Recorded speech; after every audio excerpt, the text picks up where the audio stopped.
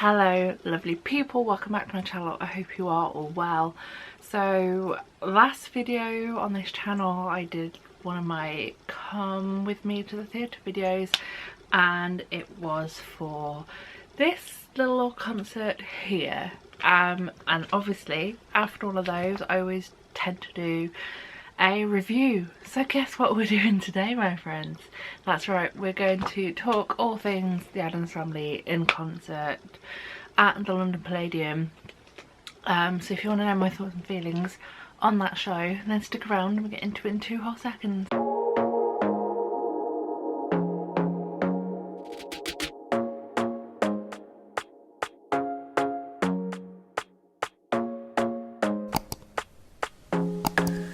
We're here to talk about a show that was only on for 2 nights, 3 performances, and you can no longer see it. But I like to still talk about these shows because one day it may come back, and who knows, let's hope for those times, because as a musical entity I quite enjoy Addams Family. It's been on 2 UK tours, I watched both UK tours. The music itself, which is by Andrew Lipper, is great. The music and lyrics are by Andrew, and the book is by Marshall Brickman and also Rick Elise. However, my thing with this concert was that it had less of a concert vibe and more of a show that I was light on things.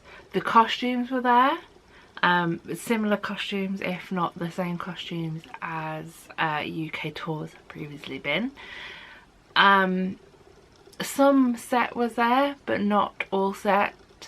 It was basically a chaise long, a coffin that also was part of the table for full disclosure.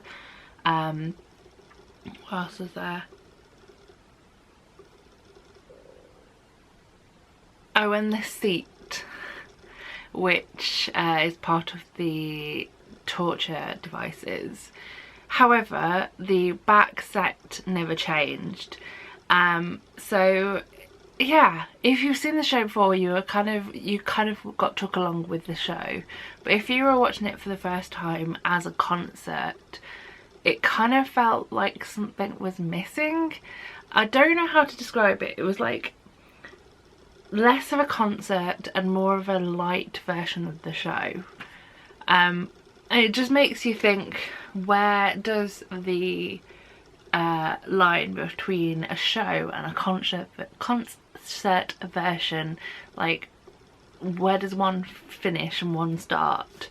Because back in the day when people started doing concert versions of shows, for example the 25th anniversary of Les Mis, the 25th anniversary of Phantom, they were all in large spaces and most of the action was basically with people singing at microphones. These concert versions of shows are becoming less and less of that and more of a show that isn't a show, it's a concert. It's a very confusing situation, and one we may have to get into in a different video at a later date. But the whole thing about this show also, and it is highlighted by the front and back covers of this programme, is that it was circled more around the Morticia and the Gomez, and it's the same on the back. All the publicity was around these 2 people, and yes, they are the big names of the show.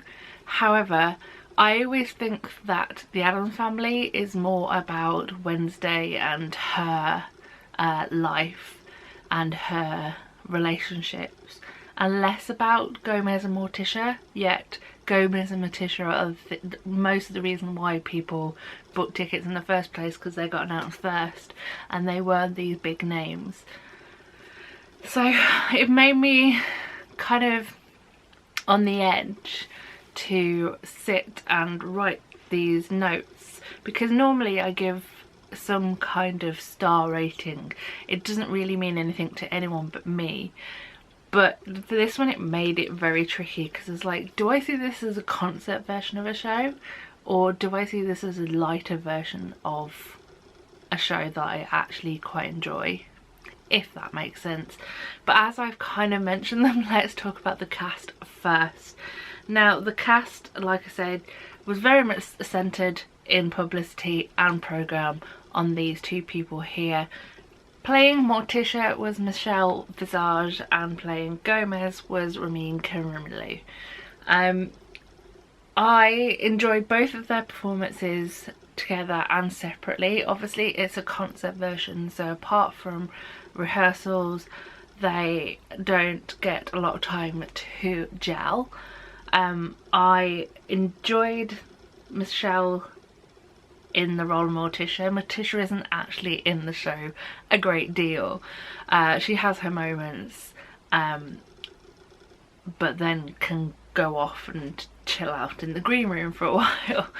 The same with Gomez. Gomez is on a little bit more, but is also not, like, in my eyes, a pivotal point of this show. Both performances were a delight to watch. I enjoyed both of them. I couldn't see faults in either. Michelle and her name brought new eyes to a show that people may have missed previously, and Ramin brought his own little slightly mischievousness into the role of Gomez, and also brought the guns to the tango in the second half. If you don't know what I mean, I'm gonna pop up a picture, it's just easy this way. And we're moving on. The rest of the cast I also really enjoyed. The inspired choice of Leslie Joseph as the extremely kooky grandma character was top notch. Obviously she has a very comedic background, and I really enjoyed watching her in that role. Same with the casting of Uncle Fester, who was played by Sam Buttery, and another excellent choice. It is a funny role, but also kind of a narrator style role, and Sam just took everything in their stride. I really enjoyed watching them do it. Nicholas McLean played Pugsley. Again, Pugsley is a underrated character in my eyes, and I enjoyed watching Nicholas when he was on stage, but again he's not on for a great deal. The main roles and the main story throughout the show, should I say, is of Wednesday and her love interest. So to speak about Wednesday and her love interest, let's go into it. So Wednesday themselves was played by, and I hope I get this name correctly, Theresa Dawnford May. Fingers crossed I've just got this correctly. She is a recent graduate, but also has already played and had a professional debut in the West End in Aspects of Love, and also recently was part of the Evita cast that was in The Curve over Christmas, where she understudied Eva Peron, I think. Let's just check the notes. I was right. She was mistress and understudied and played Eva Peron in Evita at the Curve Leicester. By me.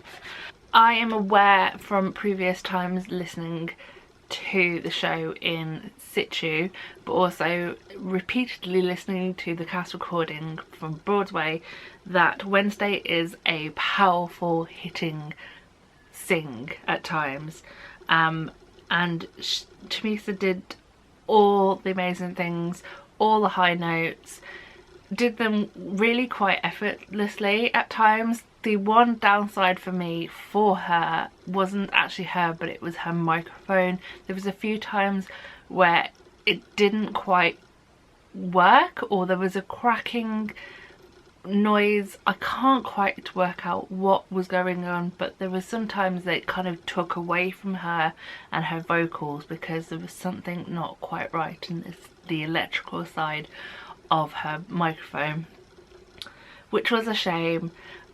But she was a joy to watch, and I'm very excited to see what happens for her next. her love interest and her fiance, if you will, not to spoil the plot, but if you haven't seen it then I apologise, but let's speed past that quickly.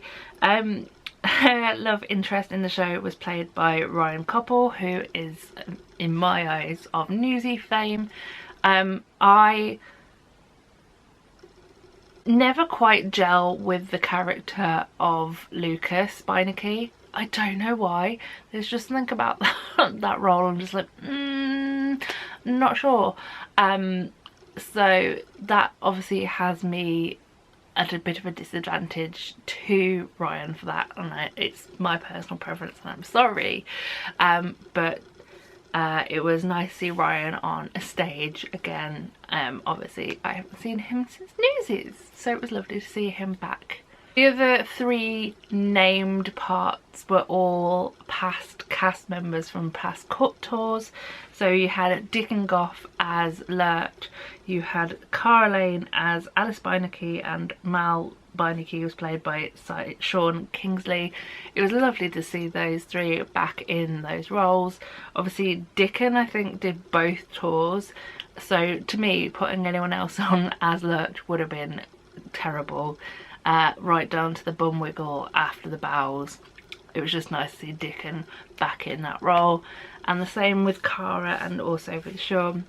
Just lovely to see people you've seen previously back in the roles they were doing before. It's kind of just, for me personally, doing or seeing both tours previously just gave me like a sense of normality and a bit more comfort, if that makes sense. The ensemble slash ancestors were a mix of past cast again, but also new faces. So just run down them using the extremely large programme, which we're not going to discuss right now, but that, hey ho, it is massive.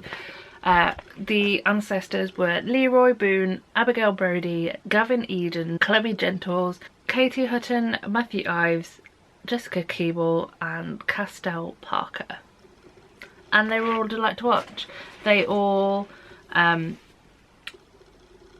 performed excellently, moved set around in a much larger space than I've previously seen that set moved around, because obviously the Palladium stage is quite big, and yeah, they did the choreography, as I remember, the same choreography that I've seen on previous tours, which was designed by Alistair David. So again, there was a sense of normality there. And the same with the costumes. The costumes are also similar, if not the same, as the ones that were on both tours, which have been designed by Diego Pitot. Again, apologies if I just said their name wrong. So if we round this all up, I just kind of want to go back to what I said at the beginning. For me, I enjoyed this show. It is a great watch, but for me, I don't know how to feel about the fact that it was like a show and less of a concert. It just left me feeling a bit confused at times, I suppose. And with that, it's kind of left me a bit unsure on where to put it on my like star scale, because at the end of the day, I really enjoy watching the Addams Family. I really enjoy listening to it. The cast were great. However, it felt less of a concert and more of a show that'd been put on super quick, which I suppose that's what it was, but the line between concert and show is getting less and less blurred, and yeah, it's put me on a fence I wasn't expecting to be on, and I hope I don't fall off it. So I suppose I'm going to leave this video here and round it off. I can't say go and watch this concert version because it doesn't exist anymore, but if by any chance we get another UK tour or another version of Addams Family, I would 100% go and check it out. It is light-hearted, the music in it is really top-notch in my eyes, and yeah, I can't say a bad word about the actual show. But for me, the concert just was less, yeah, you know my thoughts by now. Let's not regurgitate them over and over again. So yeah, really weird one. Truly apologise, folks. Okay, my camera's trying to tell me something because it just died. So yeah, let's leave this Mod Podge review chat on the one, the only, see, too big a programme, Addams Family in concert. If you saw it, share your thoughts in the comments with others. If you didn't, then just say hey. But yeah, I'm going to leave this video here, so thank you very much for watching. I hope you enjoyed, and I hope you come back for more theatre-based fun next video. I may be going on a little theatre trip this weekend, so there's a lot more content coming soon, hopefully. But yeah, I love you all lots. I hope to see you in my next video even. Cheerio and goodbye.